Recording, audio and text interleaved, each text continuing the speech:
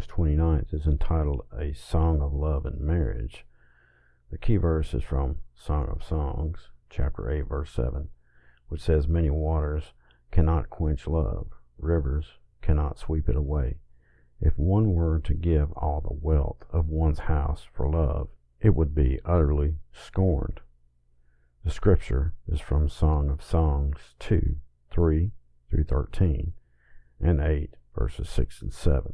The lesson focus: the love between a husband and wife is a gracious gift from God. In the overview, it says, 2 books in the Bible never mention the name of God, but he stands in the shadows in both. One of those books is Esther. The other is the focus of our study, Song of Songs, or Song of Solomon. Some have treated Solomon's song as an allegory, searching every phrase for hidden clues about God's love for us, but that's unnecessary and unwarranted. The book delivers a powerful message when it is simply allowed to speak for itself. It candidly but sensitively extols the love between a man and a woman within the bonds of marriage. And in that love we see the wonder and the beauty built into this most intimate of relationships by our Creator. Only then should we look beyond the love of these 2 persons for a deeper understanding of God's greater love. As Dennis Kinlaw has reminded us, history began with a wedding, and it will end with one. In the introduction, it says, "Here's a question sure to spark a debate. What's the greatest song ever written? Ask 100 people, and you'll get 100 answers." But according to the Jewish scriptures, there was no debate. The greatest song was the Song of Solomon, also known as the Song of Songs. The phrase Song of Songs is a Hebrew expression meaning the greatest song, just as phrases like King of Kings and Holy of Holies mean the greatest king and the holiest place. To the Hebrews, the greatest song ever written was a love song, but not a sentimental Moon and June kind of love song. It was a celebration of marital love inspired by God Himself.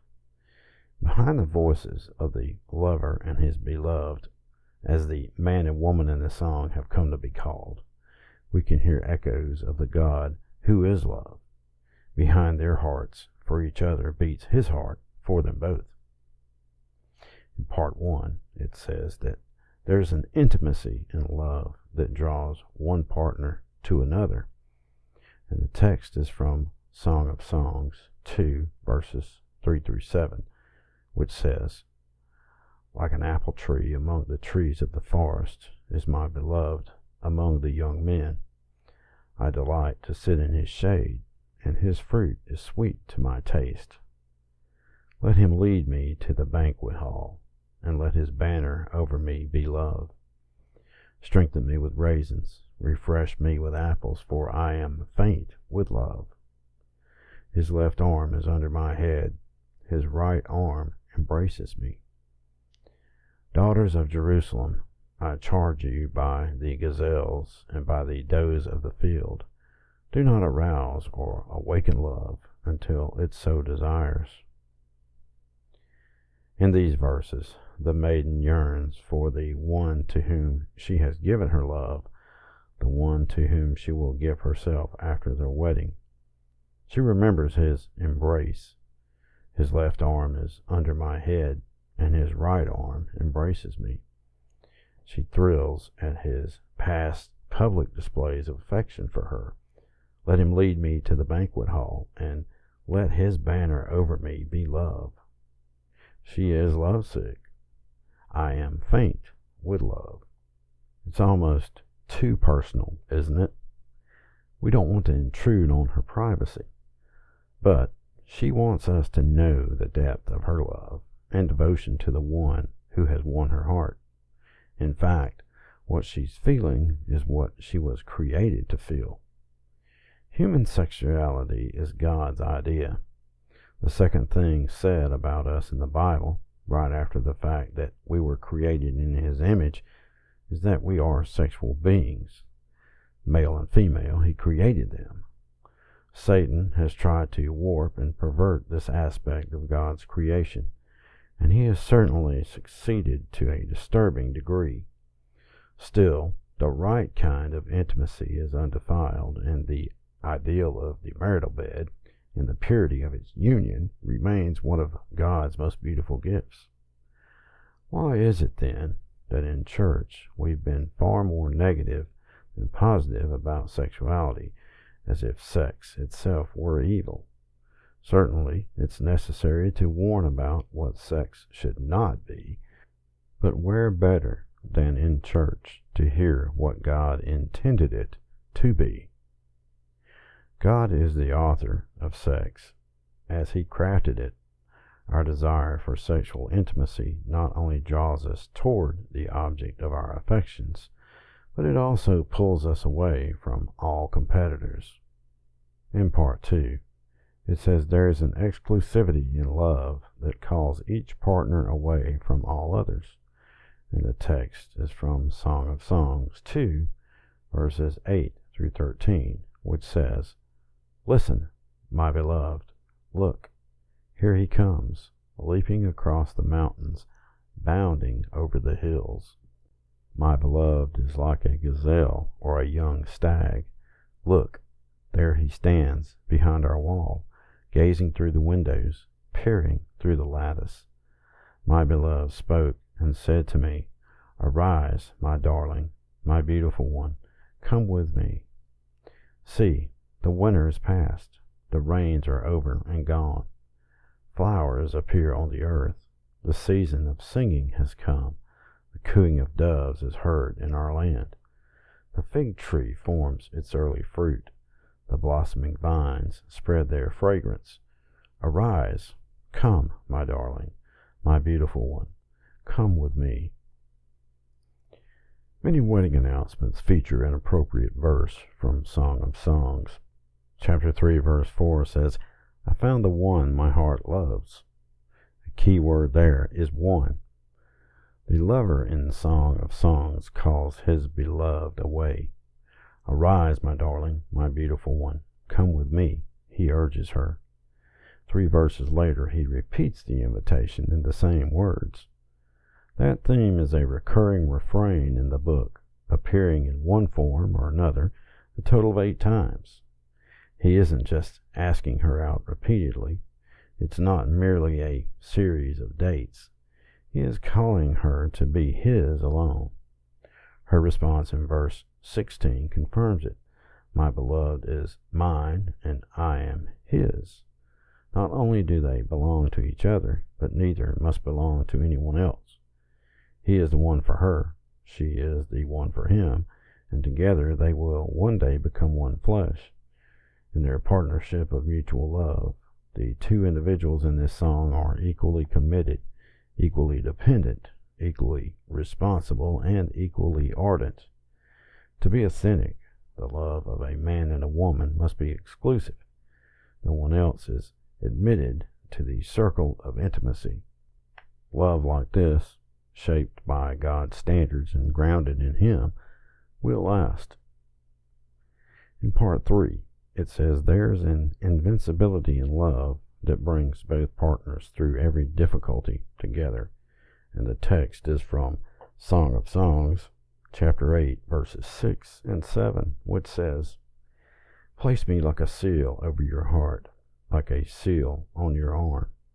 For love is as strong as death, its jealousy unyielding as the grave. It burns like blazing fire, like a mighty flame. Many waters cannot quench love, rivers cannot sweep it away. If one were to give all the wealth of one's house for love, it would be utterly scorned."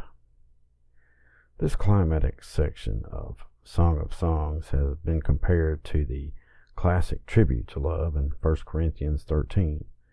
In that famous chapter, love is depicted as patient, kind, humble, forgiving, protecting, trusting, persevering, and so forth.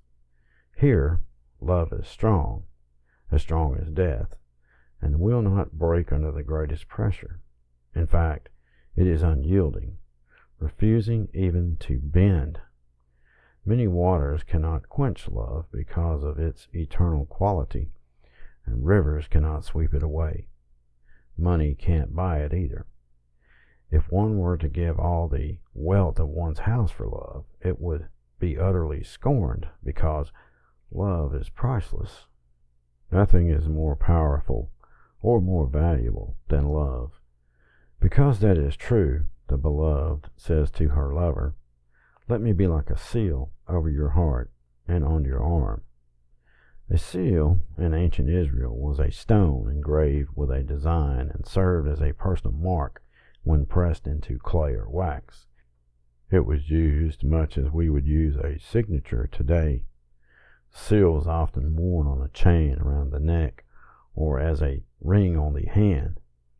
As its imprint was made on important legal and personal documents, the seal represented its bearer. It's as if the bearer and the seal were one. "Let me be your seal," she asks. "Let me be your living signature. Let the two of us be one." When Robertson McQuilkin was president of Columbia International University in South Carolina, his wife, Muriel, slipped into the advanced stages of Alzheimer's. One way her disease manifested itself was severe anxiety when her husband wasn't near. Dr. McQuilkin was advised to find a full-time caregiver for her, and so he did. He resigned his presidency to care for her himself. "I love Muriel," he wrote in his letter of resignation. "I do not have to care for her. I get to. It is a high honor to care for so wonderful a person." This is a covenant view of marriage, and it stands in stark contrast to the trial marriages so popular today. Long ago, when Robertson McQuilkin said "I do," it was for better, for worse, for richer, for poor, in sickness and in health. When health gave way to sickness, he kept the covenant he had made in the way that he thought love should respond. After all, many waters cannot quench love, and rivers cannot sweep it away, when it's a covenant love, a love like God's own covenant-keeping love. In Judaism, Song of Songs is traditionally read at the Passover feast. That works for the Christian too. There is no better expression of the value of love than the atoning death of God's Passover lamb, and no richer symbol of the power of love than his resurrection.